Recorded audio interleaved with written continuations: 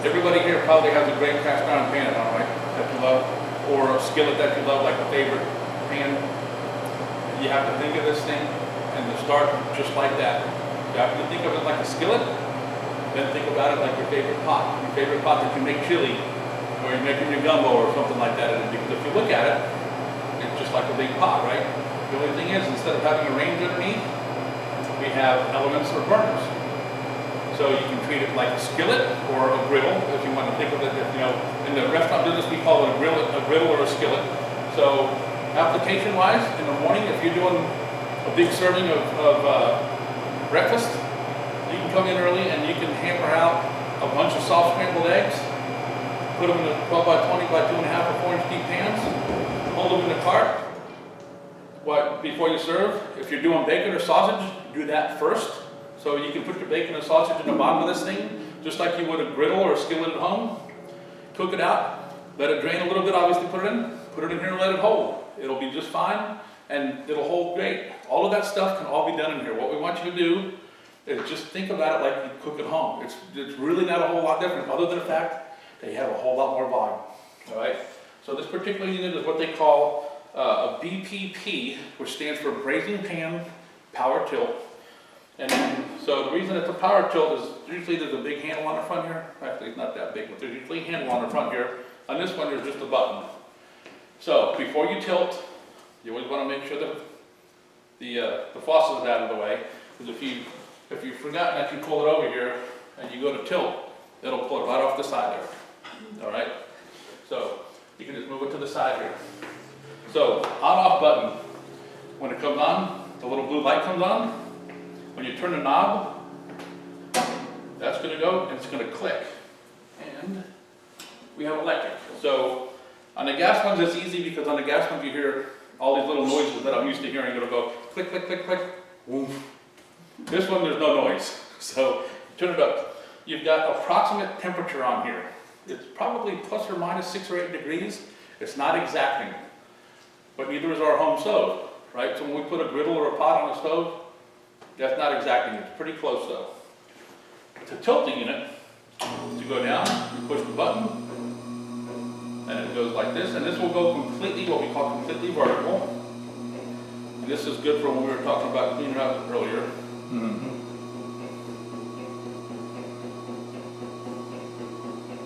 So it'll go completely vertical and stop, and then to get it back, you just push the button the other way. Did the heating element go off when you were tilting? Yes, sir, it does. At 23 degrees. Okay. There's worthless information you didn't know. Okay. It's one of those things I always forget to tell everybody. So when you go to tilt it, you don't have to worry about it carrying on. All right, so just for the video camera so you can see it, I'm assuming you probably got it under wide. So when I go to tilt it right now, it shows that it's heating, yellow light's on. Again, just like at home, you turn your oven on at home, or your stove on at home, when it gets the temperature, what happens? Light goes out. Yep, so just like here, so, yeah, not the temperature yet. So I turned it down far enough where it clicked off, so it'll do that. But if we go to tilt it, it does the same thing. So now it's heating again, but if I go to tilt it at 23 degrees, it turns the element off. So there's an application reason for that. I'll get to that in just a second. So, turn that down. All right, so if you accidentally go to push the tilt button when the lid is down, it's gonna stick a little bit, but if they're jogging it, it'll actually push the lid up. All right, so you can't really hurt it that way. The biggest thing you need to watch for is you need to make sure that the faucet's not in the way. All right, so I just want to turn this off so it doesn't get hot. All right, so on the interior, it's all polished to a number 4 finish. So the higher something's polished, the easier it is to clean. That's why a lot of our stuff was kind of a mirror finish.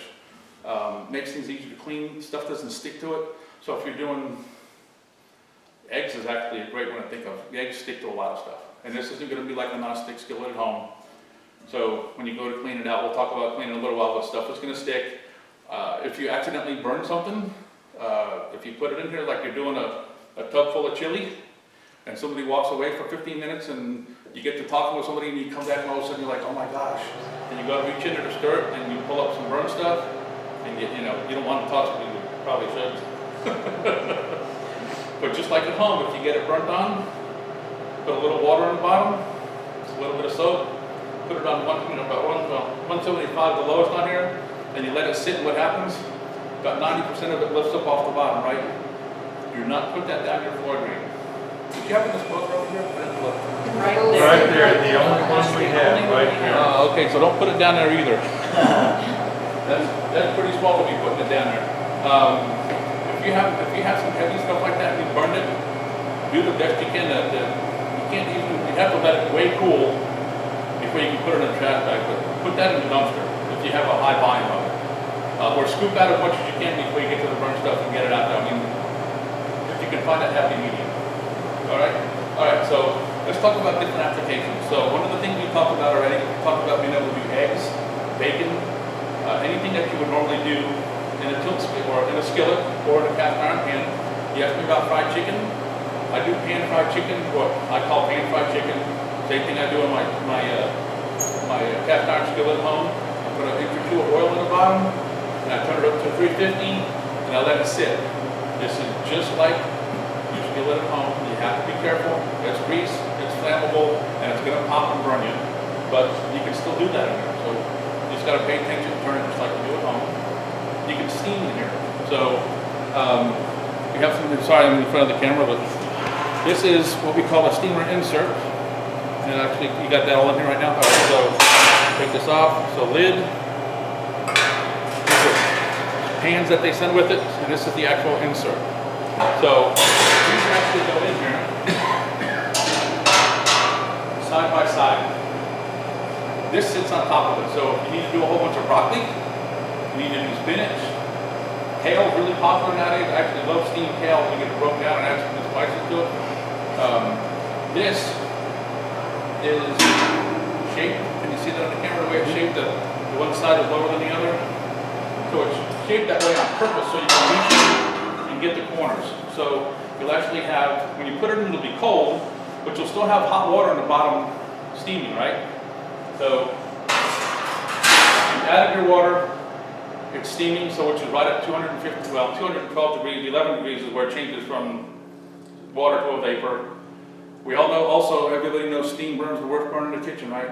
Okay, so we'll go over that whole thing and how to avoid that here in a second. So that sits in here, and I always recommend putting these in, and then when you pick them out, is having some of those, if you guys have those coated mitts, they're not that expensive, get them at your local restaurant supply, or Home Depot or Lowe's probably has them, but get those coated mitts because we don't want you to burn your hands.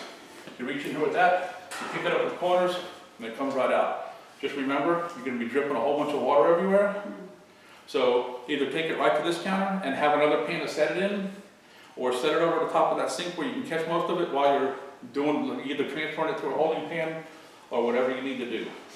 I personally do not like putting the lids on these. This is a personal thing, it's not any different. It actually ironically steams a little faster with the lids on there, which is counterintuitive to how we think about how steam moves around.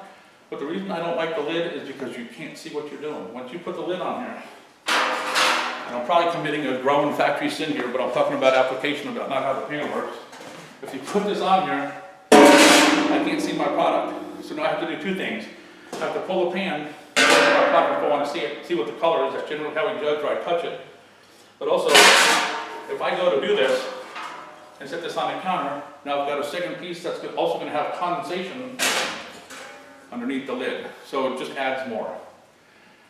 I tend to underdo all of my vegetables anyway, especially in a situation like this, because I'm going to end up putting them in a cart and holding them. So if you're used to doing your broccoli for 30 minutes or 20 minutes, pull it out in 15 and put it in a solid pan, or if you're going to use one of these, you can put this inside of you can just set it inside of a solid pan and you can catch that condensate and then switch it to the Metros.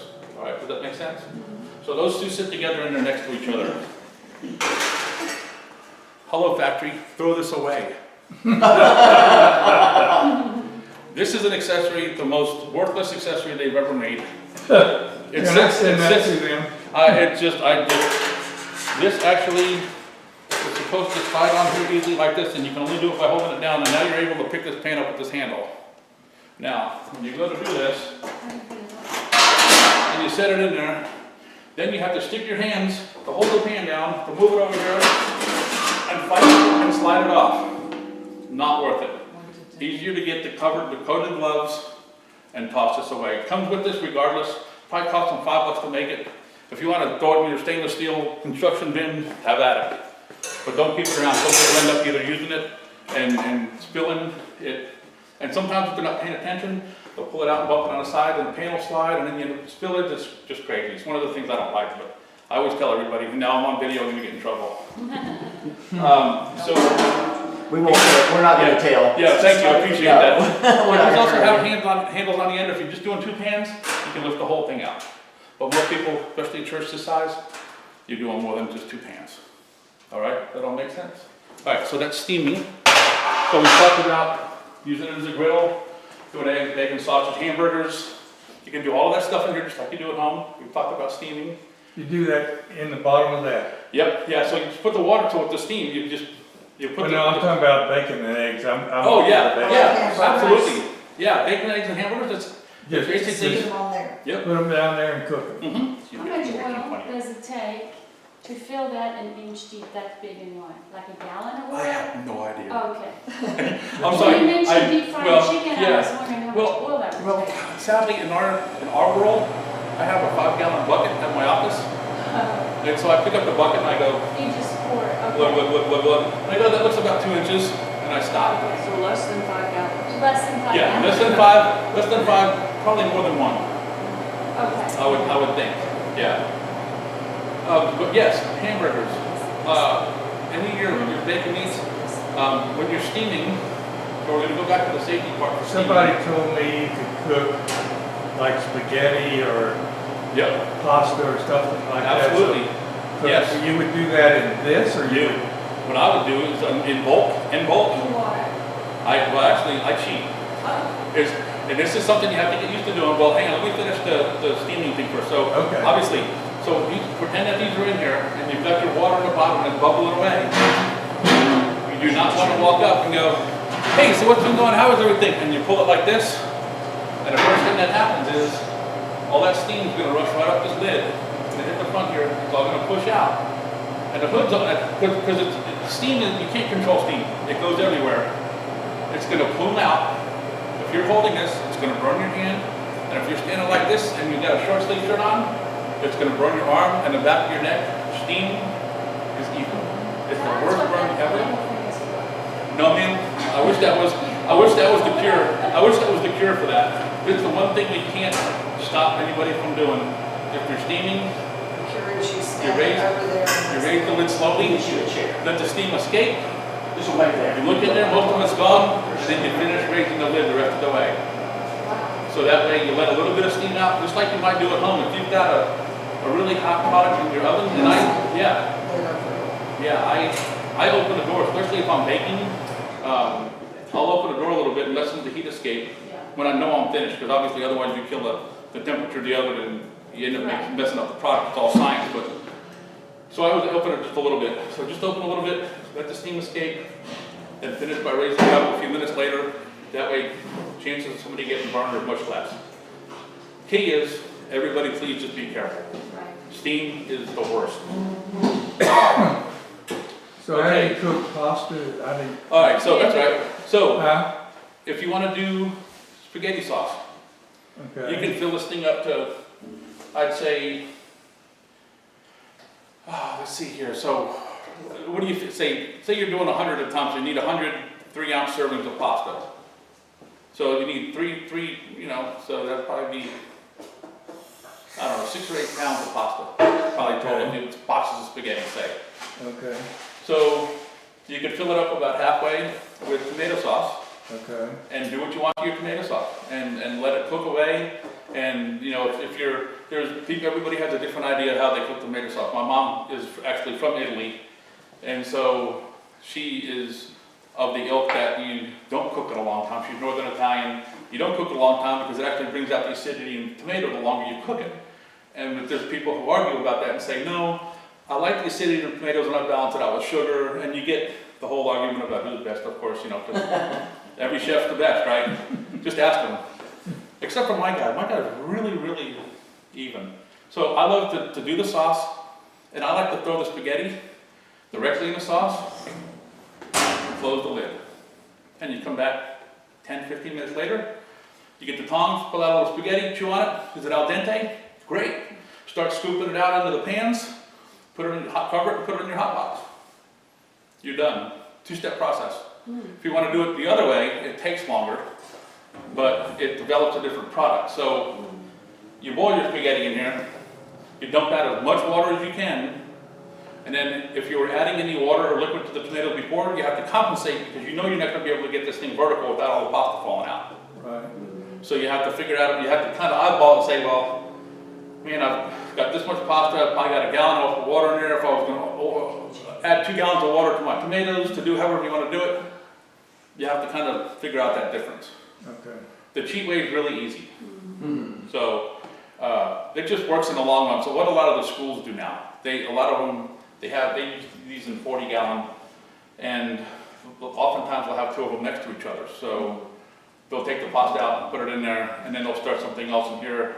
And I'm like, you guys can just do it all in one. So if you wanted to cook hamburgers, you just cook it in the bottom of that and go Yes, sir. down? Yep. And Yeah, if you just wanted like to that. make hot dogs, you put a little water in there and just dump the hot dog? Yeah, you can steam the hot dogs, or if you want to grill them, if you want to take the time to turn them, then roll Okay.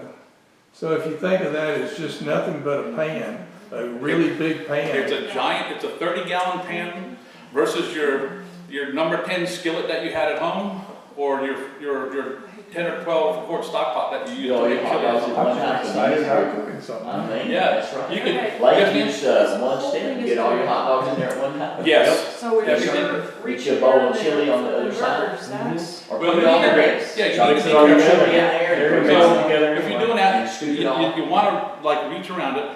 You can use metal spatulas, and you can use plastic scrapers or cleaners. You can't use metal to clean. And I don't want to, and there's no Benihana.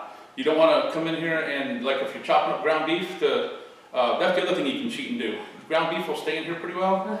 You can pour off a lot of the grease into a pan and use it for something else if you want to. And then you can add your tomatoes to it and then put your spaghetti on top of it if you want to do a bolognese instead of a cured sauce. At any rate, if you've got ground beef, you're trying to break up one of those big 5 or 10 pound rolls, thaw it first, please. And then put it in here. Don't take the thing, the spatula, because what you don't want to do is you don't want to dink it. So if you dink it later on, after a while, you'll see the little chings or dinks will become dark. What that is, that's food baking into the bottom surface of the pan. And if you've all been, I just had to redo my safe serve. If you've done your safe serve, if you haven't, you should probably do that. It's a really interesting course, and it teaches a lot of stuff. It teaches you how to really be cognizant of how hot and cold food is, and so you don't get anybody sick. It's a really great class. And it's only like 25 or 30 bucks. If you guys ever go down to Austin or up to Waco, I know sometimes the university in Temple does classes. You can go take it in a couple hours. You take a little test and you get a certificate, and it just proves that you're safe. And the health inspector would like that if your kitchen manager doesn't have any boxes, he probably has to have it, with all the commercial equipment there. Yeah, we've got a food, Yeah, food handler's license. Prep. yeah. Yeah, yes, ma'am. Back to the heat, Yes. so the outside of this Everything thing is going to just- be hot. Just like at home. So recommending full-on aprons. or I something? always love aprons anyway. Aprons Well, protect to them. protect yourself and your clothes. Yeah, you have to think of it basically like we talked about. If you were to walk up to your 10-quart stock pot at home, you're not going to walk up to that stock pot and lean into it, at least not on purpose, right? Yeah, right. So, I mean, you might do it accidentally because you're looking in there to make sure something's okay, but you're not doing Right, that I'm on gonna purpose. just go on with So just like mix this, and if it then- is as low, it's kind of out of the way, you can bend over on either side and you can get to the whole pan. So it's easy to use it that way. So, Yeah, I'm just thinking of us leaning up. yeah, that's what I'm saying. Okay. yeah, this, I'm sure I it's think warm. you're gonna know it's hot. yeah, this gets warm, You're this, gonna feel it. from here down, it gets really hot. You're gonna From feel here it, up- but you don't have to Yeah. lean on it to get Exactly. to the back of it. Yeah, Yes, ma'am. but we know that Yeah. intuitively, but, Right, yeah. And if you have newbies, you just have to let them know. yeah. Right. All right, so, let's see here. Yes. I might be interrupting you, but you were telling me about what to do to clean it and what to do what Yeah. not to use to clean it, Yes, so. sir. So, I'll go over, so this is obviously what it looks like when it's down. The lid is made to stop at different functions. After a couple of years, you guys aren't gonna have a lot of volume here, but the front of these tracks will get greasy, and you'll have to clean them off. You just get some little degreaser, some WD-40 or something, and wipe those off. It probably won't happen to you guys for a couple of years. What'll happen is the lid will stop staying anywhere you put it. It'll, if you go like this, and you put it here, it may drift to here. But that's just because some, the grease, and you don't really notice, you don't think about cleaning that because it's in the back, but the grease will form on there. So just spray WD-40 on Well, it? just a little WD-40 on the rag, because it works, is a good And that's degreaser. just where the hinge area Yeah, is? just down the front of that little hinge area where the roller ball is. Okay. Yeah. So, obviously this is all stainless steel, so just like at home, you don't use any of the orange cleaners to clean stainless steel, you don't use Windex or anything with ammonia in it. You don't use anything caustic that has any of the, there's the one acid that they use for steamers that I can't think of right now, but there's a lot of those products that are deemed as kitchen cleaners that you don't want to use on stainless steel, okay?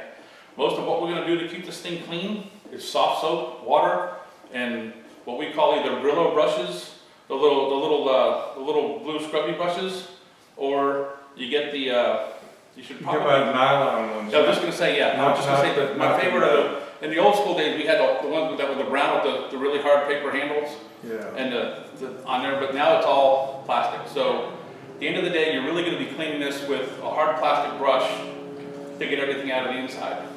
On the outside, it's hard to talk about that. You can go to the restaurant equipment store, or like I said, either Home Depot, Lowe's, those guys are gonna have a stainless steel cleaner.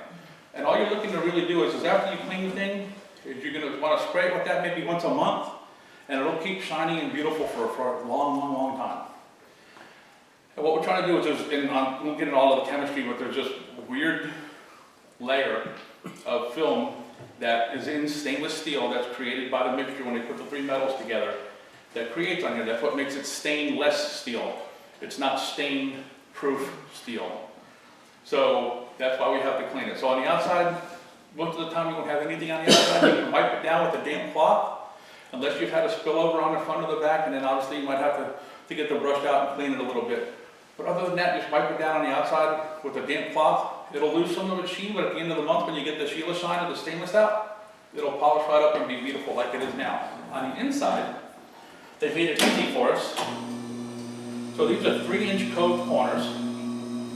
So you don't really have to worry about getting anything stuck up in the corners, so if you have, like at home when you're making, like if you got a cake pan, and I'm not saying I burn a lot of stuff, but I do more when I bake. I'm a good cook, I'm not such a great baker, but the little corners of your pans get black, because it's that tight little 1-inch corner, and here's the big rounded corner, it's easy to get in there. So what you can do is you get a little bit of soap and water, and you get your Brillo brush, and I just tilted it so you can see the corners.